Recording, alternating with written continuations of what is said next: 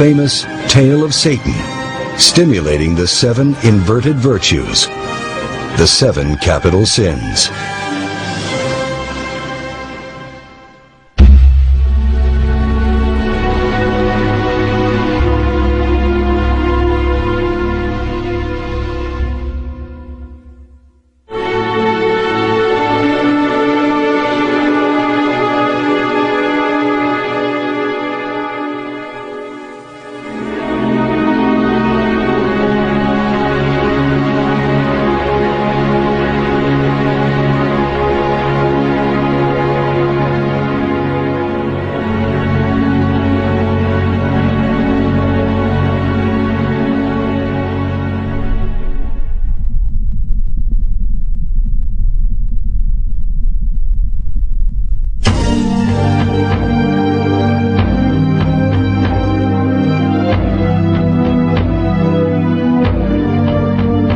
Exists within every soul that is united with God. Expelling the light of God from within expels the soul from Eden and creates a great emptiness. To replace the void created by this disconnection with God, mankind created civilizations, ideas, and religions, seeking material wealth, power, and sexual satisfaction. Desire for sensation became the new god and only served to further degenerate mankind until man was left with only a trace of the divine inside.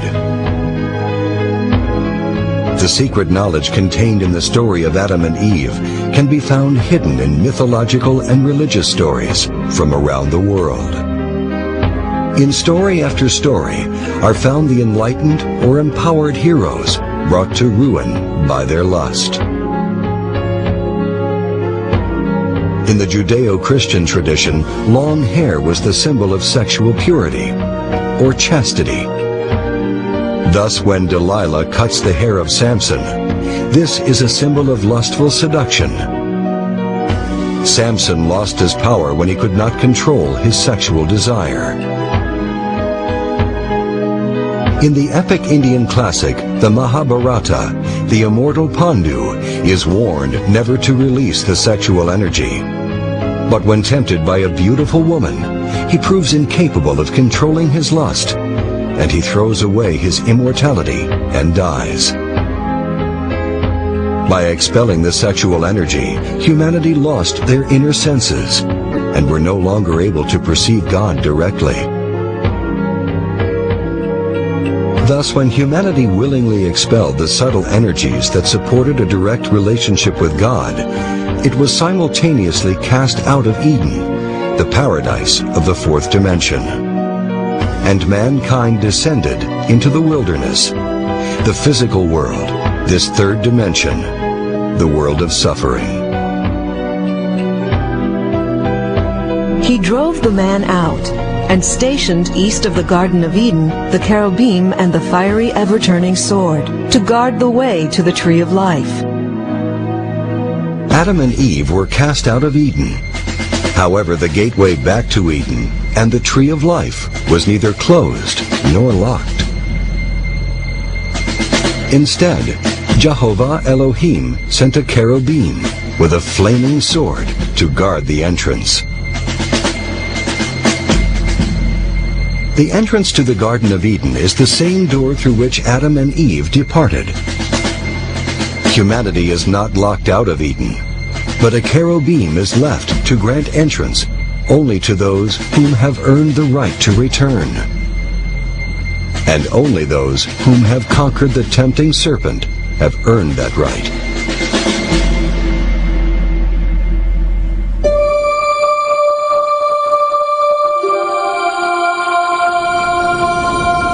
If you bring forth what is within you, what is within you will save you. But if you do not bring forth what is within you, what is within you will destroy you.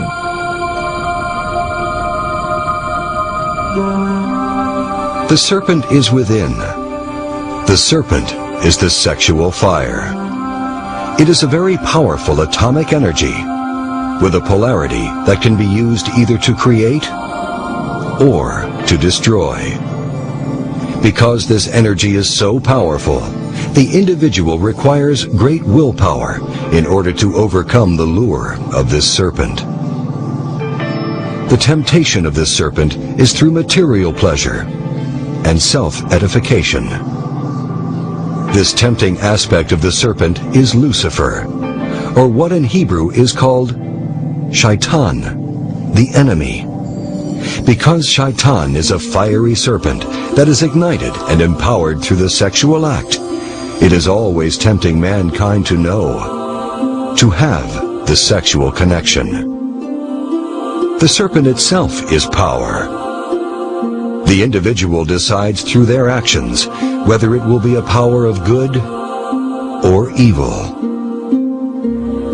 It is the difference between obeying the serpent or controlling it. The lesson contained in the story of the serpent is that only those with the strength of will to control the cravings of their mind can raise the energetic serpent to transform themselves from intellectual animals into true human beings. It is necessary to conquer the dragon that lies within, as religions and mystical traditions have told for endless ages. The dragon is one's own lust, passion, anger, pride, fear, and envy. Thus exists the Hydra of many heads and the Medusa. The deceptions of the serpent are legion.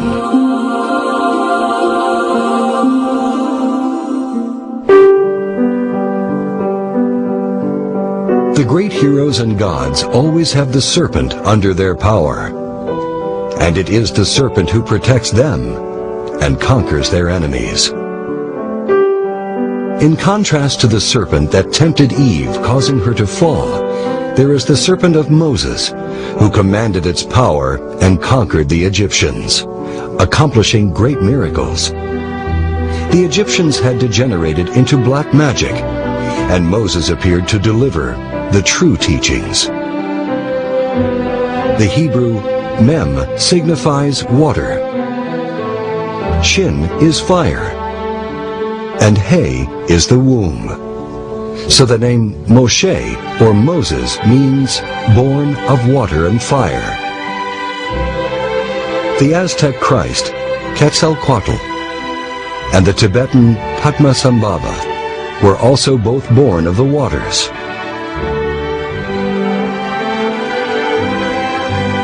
Unless a man be born again of water and the Spirit, he cannot enter into the kingdom of God.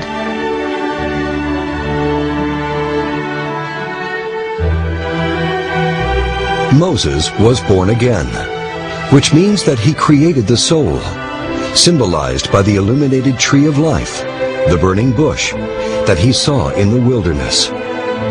The enlightened tree unified him with his inner father. Thus, he received the commands of God directly. Moses needed to free the people of Israel from Egypt. Egypt represents the degenerated mind of man, and the Pharaoh is the tyrant that jealousy rules over this man-made civilization of material power and desire. Israel is a compound word. Is from Isis, the Egyptian divine mother. Ra is the Egyptian divine father. And El is Hebrew for God. So when the nation of Israel is trapped in slavery, this is a symbol of one's own inner divinity trapped within the degenerated mind. Moses was told to take the rod, the spinal column, the tree of life in his own body, and it became a serpent. The serpent of the Kundalini. His serpent was more powerful than the negative serpent of the Egyptians. Thus, this story symbolizes the duality of the sexual force. Only the positive serpent, under the service of God, can free the soul from suffering. This is clearly represented in Egyptian art.